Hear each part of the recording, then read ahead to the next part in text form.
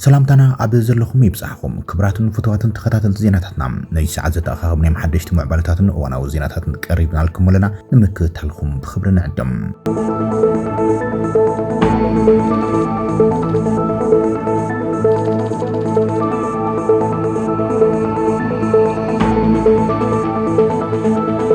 سلام ديمقراسي لمعاتن تقراي عدلاتن بدوهتاتن بزبل عرستي مدرخ زتا اب عدي سباي كايرلم ابتي مدرخ بمأخل حلفنتاون سلامون بوليتيكاوي مس عدي سبا يونيفرسيتي بمتحبار استدالو يوم منيستر سلام محمد ادريس ابتي مدب عبد سمع مدرم منسي اب قداي سلام لمعات ديمقراسي مزساتف بزح كنتقم ينايلم اب كندي اب زغرل منغدي مغعز ابتي زغرل حسابات كنتوكريك بعد مايلم زاغيد بزحات اسرارحاتات غونصي كم زحالفو مزتقسه منيستر سلام كساب حزي خدناي منغدتات غريفنام سلاماو منغدين ممراጽ تبعات كم زل غليصم منيستر سلام محمد ادريس ግጭት ካብቲ እትخسرن العلم ክትስን ጥራይ ዝገብረካ ግን ዝኾነ ረብሓ ኣየምፀልካን ኢሎም ጸገማት በሰላማዊ መንገዲ ንምፍታሕ ዘተመክያድ ዝሕሽ ምዃኑ ምልክተሎም ኣብ ጉዳይ ትግራይ ዝካየድ ዘሎ መድረኽ ኣንፈት ኣብ ምቕማጥ ልዑል ግደ ከም ዘለውን ገሊጾም ኣማኻሪ ቀዳማይ ሚኒስትር ጉዳያት ምብራቕ ኣፍሪካ ኣቶ ጌታቸው ረዳ ብወገኖም ህዝቢ ትግራይ ብስንኪ ውሕዳት ዓያሹ ሰባት ኣብ ዘየልዮም መጻወድያት ገዲዱ ምእታው ከቋርጽ ይግባእ ኢሎም ህልውና ትግራይ ምርጋጽ እቲ ፖለቲካዊ ቦታ ክሰፍሕ ከም ዘለዎ ኣስሚሩላ ኣቶ ጌታቸው ማእኸል حلفنتاون سلامون بوليتيكاوي مس يونيفرسيتي አዲስ አበባ በመተባበር ሰላም ዲሞክራሲን ልማትን ትግራይ ዕድላትን ቡድታትን ምስብል አርስም መድረኽ ዘተና ተኻይደም ኣብቲ ሰላማውን ዲሞክራሲያውን ትግራይ ንምህናጽ አንፈታት ኣብ ምቕማጥ ዘተኮረ መድረኽ ድማ ዘተላዕለው ሰበስልጣናት መንግስቲ ተወለድቲ ትግራይን ውድባት ፖለቲካ ትግራይን ካልኦት ካብ ማሕበረሰብ ዲፕሎማስን መንግስቲ ኢትዮጵያን ዝተረኸቡ እዮም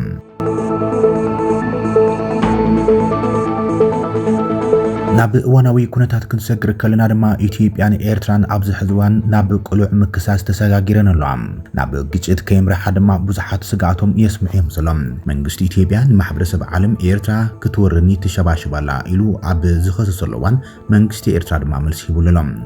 ኤርትራ ኢትዮጵያ ኩናት ንምውላዕ ትደሊ ያላ ክትብል ያክሲሳ ኢትዮጵያ ኩናት ንምውላዕ መምኽኒታት ትደለላ ክትብልያም ኤርትራ ትማሊ ኣብ ዘርግሖት መግለጺ ከሲሳ ዘላም ሚኒስትር ዜና ትማሊ ሐሙስ ምሽት ኣብ زرقح مجلسيم إثيوبيا كوينات المولعن رتعوي نمثال سبب حاسو تبل بزبل زوص مجلسيم اتي عمون جزن حجرات تفطير زلو وطري سرعات إثيوبيا لالاوي مريتن بحراو جزاتن غربيت حجرو نموجبات كابزلوم زي حجاون ووجن طمو حزمن جوي بلوم إثيوبيا بزعباد مجلسي زاجيد زهابو تجور مرسيلان انتخنا سب سلطانات إثيوبيا بفلاي أبزي زحالفو كل تعمته حتى أبدأ بحري ني إثيوبيا ناهلو ناقوداي بمبال بديبلوماسيا من جدي يخون بحالي وانت أفدق بحريم كرغاغص زلوم دليت بستفرالي منغديم እናገርጭ ምጸኒሐም ቀዳማይ ሚኒስትር ኢትዮጵያ አብይ አህመድ ኣብ ጥቅምት 2023 ኣብ ፓርላማ ቀሪቡ ኣብ ዝሃቦ ቃል ሕቶ ኣፍደገ ባሕሪ ዘይድፈር ኣርእስቲ ኮይኑ ከም ጽንሕ ብምግላጽ እቲ ኣብ 2030 ናብ 150 ሚልዮን ክበጽሕ ዝግመት ዘሎ ህዝቢ ኢትዮጵያ እሱር ጂኦግራፊ ክኸውን ከም ዘይግባ ኣስሚሩሉ ከም ዝነበረ ኣይርሳዕን እዮም እዚ ብዝተፈላለዩ መንገዲ ክንጸባረቕ ጽንሕ ድሌታት ኢትዮጵያ መሰረት ገይሮም ኣብ ኣስመራ ዝርከብ ዲፕሎማስያት ወጻኢ ሃገራት ኣብ መጋቢት ዝዓመት መብርህ ዝሃበ ሚኒስትር ጉዳያት ወጻኢ ዑስማን ሳልሕ እቲ ቦገን አዲስ አበባ ዝቃል ሓዘሎም በዲፕሎማሲ ይኹን በወታደራዊ ኃይሊ ኣፍደገ ባሕርን ማዓስከር ኃይል ባሕርን ናይ ምርካብ ጉጌ ሸውሃት ክግታ ጸዊዕ ነይሮም በዚ ናይ ሕዚ መግለጺ ድማ ኤርትራም እቲ ኣብ ዝሓለፈ ክልተ ዓመታት ክካየድ ጽንሐ ተኸታታሊ ተግባራትን ንላዕላውነትን ግዛታዊ ሓድነትን ኤርትራ ከምኡን ንዞባዊ ሰላምን ርግዓትን ከቢድ ናይ ሓደጋ ደወል ምዃኑ የጠንቂቓ ኢትዮጵያ ኣብ ዝቐረባ መዓልታት ነቲ ኣብ መንጎ ክልቲአን ሃገራት ዘሎ ምትፍናን ብዝምልከት ናብ ዝተፈላለዩ ወገናት ዓለም ጥርዓናት ከተቕርብ ከም ጽንሐት እውን ጸብጻባት የመላኽት እዮም ኤርትራ ከም ዝብለቶም እቲ ናብ ዋና ጸሓፊ ሕብራት ሃገራት አንቶኒዮ ጉተሬዝን ካልኦት መራሕቲ ሃገራትን ተሰዲዱ ዘሎ መልእኽቲ ንኤርትራ ብተደጋጋሚ ምትኽታኹን ጥሕሰት ላዕላውነትን ግዛታዊ ሓድነትን ብሓሶት ዝጥቀን ዝኸስስን ኢልዎም ኣብ ዝሓለፈ ሳምንታት ኣብ መወሰንቲ ዓድታት ኤርትራን ትግራይን ዝርከቡ ህዝብታት በጽምዶ ተባሂሎም ዝተሰመየ ምንቅስቓስ ክገብርዎ ዝቕነዩ ርክባትን ምኽፋት ዶባትን ብፍላይ ኣብ መንጎ ክልቲኡ ህዝብታት ተስፋ ሰላም ሂቡ ከም ዘሎ ጸብጻባት የመላኽት እዮም እንተኾነ እዚ ደገፍቲ መራሕቲ ኤርትራን ህወሓትን ከም ዘለዎ ዝንገር ርክባት ብማእኸላይ መንግስቲ ፌደራል ፖለቲካውን ሕጋውን ሕቶታት ዘልዕል ጉዳይ ኮይኖም ብዙሓት ወገናት ብስክፍቲ እዮም ዝርእይዎ ዘሎም ፕሬዚደንት ጊዜያዊ ምምሕዳር ትግራይ ጀነራል ታደሰ ወረደም ኣብ እዋን ሲሞቱ ምስ መንግስቲ ፌደራል ካብ ዝፈረመሎም 8 ነጥብታት ተሓደም ነቲ ኣብ ዶባት ክልቲአን ሃገራት ዝግበር ዘይሕጋውን ዘይስሩዕ ርክባት ዝጠቅስ ምዃኑ ኣይርሳዕን እዮም እቲ ጀነራል ስልጣን ኣብ ዝሓዘለ እዋናት ኣብ ከባቢ ዶባት ዘለው ታሕተወ ሰብ መዚ ኣብቶም ከባቢታት ምርግጋዕን ንምውሓስን ዘይስሩዕ ርክባት ከም ዝግበር ብምጥቃስ ውስን ሰላማዊ ርክባት ህዝብታት ክልቲኡ ሃገራት ከም ዘለውን ኣሚቱ ምንባር ይዝከር እዮም እዚ ሐሙስ ኣጋምሸት ዝወፀ መግለፂ መንግስቲ ኤርትራ እቲ ኣብ መንጎ ክልቲአን ሃገራት ክምዕብል ዝጸንሐ ምትፍናን ይዓርግ ከም ዘሎ ገሊጾም ፕሬዚደንት ኢሳያስ ኣፍወርቂ ኣብ መበል 34 ዓመት ጽምብል ሃገራዊ ናጽነት ኤርትራ ብዛዕባ ኢትዮጵያ ዝሃቦ መግለፂ ብቐጥታ መንግስቲ ኢትዮጵያ ምንቃፉ ይዝከር እዮም ንተጻብኦ ህዝብን መንግስቲ ኤርትራ ዝፈሓስ ዘሎ ቁልዑን ስውርን ሸርሕታት እውን ዘይፈለጠ የሎን እንታይ እዩ እቲ መደምደምታ ተበጊሱ ዝነበረ ተስፋ ሃንቆታ በኒኒዮም ብምባልዮም ፕሬዚደንት ኤርትራ ንኹነታት ዝነበረ ዝምድና ክልቲአን ሃገራት ገሊጾም ኣዛዚ ሰራዊት ኢትዮጵያ ፊልድ ማርሻል ብርሃኑ ጁላ ቅድሚ ሓደ ሰሙን ንፓርላማ ሃገሩ ኣብ ዝሃቦ እዋናዊ መብርሂም ዝምድና ኤርትራን ኢትዮጵያን ንምምሓሽ ዝተገብረ ጻዕርታት ከም ዝፈሸለ ይገሊጹ ኤርትራ ንሃገሩ ኣፍ ደገ ባሕሪ ክትከፍተላም ድልውቲ ከም ዘይኾነት ብምግላጽ ድማ ኣብ ዞባ ሃወኽቲ ስርዓታት እውን ኣሎም ኩሉ ግዜ ዝርብሹ ውግእ ዝሰብኩ ልምዓትን ውህደትን ዘይፈልጡም ግጭት ሞያ ዝመስሎም መራሕቲ ኣለዉ ክብል ናብ ፕሬዚደንት ኤርትራ ኢሳያስ ኣፍወርቂ ዘነጻጽረም ዝመስል መግለፂ ሂብዮም ዘመዚ ኢትዮጵያ ቅድሚ ሕዚ ሓይልታት ኤርትራ ኣብቲ ውዕል ኣልጀርስ ተወሰነሎም ቦታኦም ከም ዘለውን መጽናዕቲ ከም ዘልዮን ክገልጹ እኳ እንተጸንሖም ኣብዚ ዳሕርዋይ መግለፂኦም ግን ኣብ ገለ ከባቢታት ኢትዮጵያ ማለት እውን ኣብ ትግራይ ሰራዊት ኤርትራ ከም ዘሎዮም ክገልጹ ስምዕ ዘሎም እንተኾነ ኤርትራ ብተደጋጋሚ ሰራዊታ ኣብ ላዕላዊ መሬታ ከም ዘሎም ብምፍላጥ ንክስታት ኣዲስ ኣበባ እናነፀጎታ ጸኒሓ ኣብዚ ናይሎም መግለፂ እውን ኤርትራ በቲ ዘይምኹኒ ምድንጋይ ኢትዮጵያ ድሕሪ ክልተ ዕቁድ ዝተቐበለቶ ውሳነ ብይን ኮሚሽን ደቡብ ኤርትራን ኢትዮጵያን ብጽኑዕ ቀይርቲ ክብል ይገሊጾም ይኹን እምበር ሰራዊት ኤርትራ ሕዙን 52 ቀበሌታት ትግራይ ብሓይሊ ወሪሩ ሒዙ የመሓድር ከም ዘሎ ይፍለጥ እዮም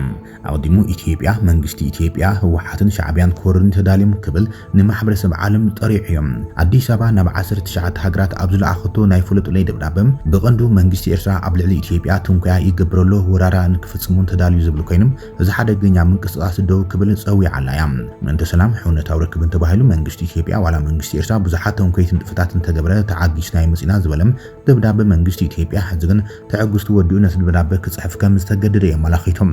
ኣብ ኢትዮጵያ ካብ 2018 ለውጢ ስርዓትን ትመጽም ምስ ኤርትራ ዝነበረ ወጥሪ ብሰላም ክውዳእ ጌርና ስምምዕነት ኣልጀርስ ብምሉእነት ክትግበር ተሰማሚዕና ንኤርትራውያን ስደተኛትን ብሕውነት ሓንጎፋይ ኢልና ተቐቢልና ዝብል ደብዳበ ኢትዮጵያ ናብ ማሕበረሰብ ዓለም ኣብ መንጎ ግን ህወሓት ብሓይሊ ፌደራላዊ መንግስቲ ከዓሉ ፈቲኖም ውግእ ተኸፊቶም ስምምዕነት ሰላም ድማ ተፈራሪምና ዕርቂ ኣውሪድና ብምባል ዘኻኺሮም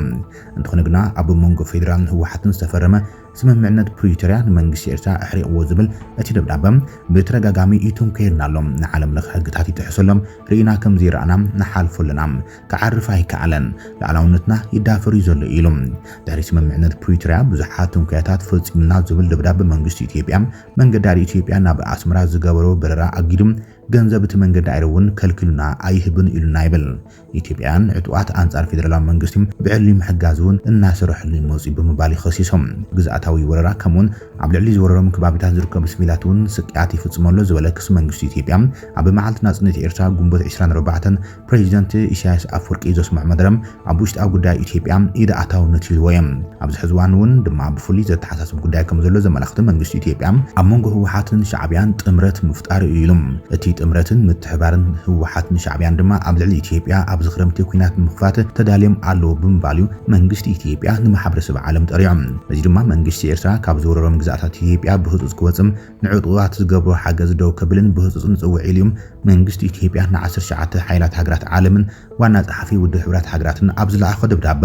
አንጻር ትግራይ ጆኖሳይዳል ኩናት ኣካይዶም ድሕሪ ስምምዕነት ፕሪቶሪያ ግን ልፍንቶም ዝተበተኸ መንግስታት ኢትዮጵያን ኤርትራን ኢትዮጵያ ዘበገሱ ትሕቶ ኣፍደገ ባሕሪ ስዒቦም ወጥሩ ሰማይ ዓሪጉ ይዘላም ዝሓለፉ ክልተ ዓመታት ናይ ሚድያ ፕሮፓጋንዳ እስንሳቶም ዘለኦ ኮይኖም ካብ ቀረባ እዋን ናብዚ ድማ ዳርባ ቃላት ጽዒቁ ይዘላም መንግስቲ ኤርትራ ነቶም ምስ መንግስቲ ኢትዮጵያ ተጻባዕቲ ዝበሎም ሓይልታት ኣብ ምጥንኻር እናሰርሐ ዝመጽኦ ኮይኖም ወገን መንግስቲ ኢትዮጵያውን አንጻር መንግስቲ ኤርትራ ዝቃለሱ ሓይልታት ብነጻ ክንቀሳቀሱ ፈቂዶም ብዙሓት ተቃለስቲ አንጻር ስርዓት ግደፍ ዝኾነ ኤርትራውያን ሓይልታት ድማ ኣብ ኢትዮጵያ ይጠናኽሩ ከም ዘለው ይዝግለጽ ኣብዚ ዋን እዚ ኣብ ትግራይ ብዶክተር ደብረጽዮን ገብረሚካኤል ዝመርሕዎ ህወሓትን ዝእዝዝዎም ኣዘዝቲ ሰራዊትን ምስ መንግስቲ ኤርትራ ጽምዶ ዝብል ፕሮጀክት ሒዞም ይንቀሳቀሱ ከም ዘለው ካብ ዶባት ዝወጽ ዘለዋ ሓበሬታት ይመላኽት እዮም እቶም ብጽንተታዊ ኩናት ዝተገፍዑ ኣብ ዶባት ዝርከቡ ተጋሩ ኣብ መረበቶም ዝተረፉም ምስታ ብወገን ኤርትራ ብመንግስቲ ተወዲቡ ዝተላእኸ ህዝቢ ርክባት ክገብሩን ተስፎም ዝመስል ምትሕዋስን ተራእዮም እዮም ለመቕናም እዚ ውጽኢት ጽምዶ ህወሓትን ሻዕብያን ምዃኑ እናገለጹ እዮም ዝርከቡም ናይ ክልቲኦም ፕሮፓጋንዲስታት ይኹን እምበር ዘላቕነቱም ብዙሓት ሕትና ልዕልዮም ዝርከቦም ካብ ቀረባ እዋናትና ኣብዚ ብወገን መንግስቲ ኢትዮጵያ ሰራዊት ኤርትራን ላዕለዋይን ግዛኣታት ትግራይ ለቒቑ ክወፅም ሰበስልጣናቱ እናፀውዖም ዘሎም ኣብ ዝሓለፈ ወርሒ ግንቦት ሓላፊት ቤት ጽሕፈት ህወሓት ወይዘሮ ፈትለወርቅ ገብረ እግዚአብሔር መንግስቲ ኢትዮጵያ ሕዚ ሰራዊት ኤርትራ ካብ ግዛኣታት ይውፃእ ዝብል ዘሎም ንፖለቲካዊ ረብሑን ንኤርትራ ክወርድ ስለ ዝደለየን እዩ ዝብል ኣዘራራቢ መልሲ ሂበን ነይረን እየን ፕሬዚደንት ግዝያዊ ምምሕዳር ትግራይ ጀነራል ታደሰ ወረደ ትማሊ ኣብ ዘርግሕ መግለጺ ኣብ እዋናዊ ኩነታት ትግራይ መሰረት ብምግባር ምስ ቀዳማይ ሚኒስትር ኢትዮጵያ አብይ አሕመድ ዓሊ ክዘራረብ ምዃኑን ገሊጾም ኣብ ትግራይ ኣብ ዝሕዚ እዋን ዳግማይ ናብ ኩናት ዝእቱ ምንም ዓይነት ምኽንያት የለን ምስ ቀዳማይ ሚኒስትር አብይ ድማ ኣብ ዝተፈላለዩ እዋናዊ ጸገማትን መፍትሒታትን ትግራይ ክንዝቲና ኢሉ እዮም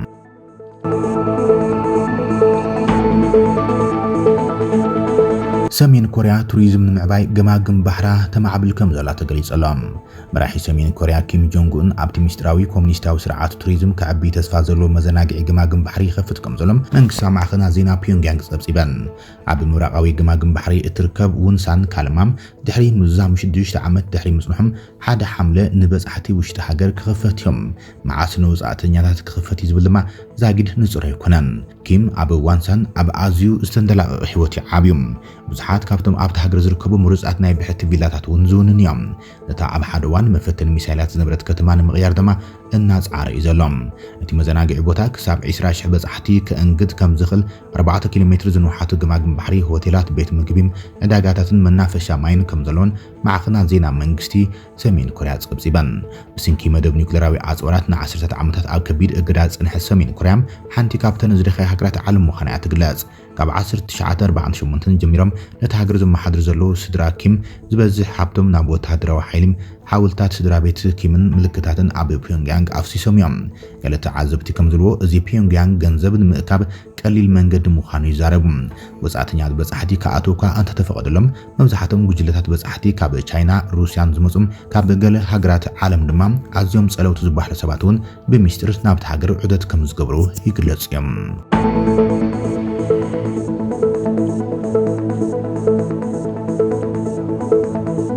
ክብራትን ፍትዋትን ተኸታተልቲ ዜናታትና ነዚ ሰዓት ዘተኣኻኽብናዮም እዋናዊ ዜናታትን ዝርዝር ሓደሽቲ ምዕባለታትን ዛዚምና ንምክትታል ከም ንመስግን ሰላም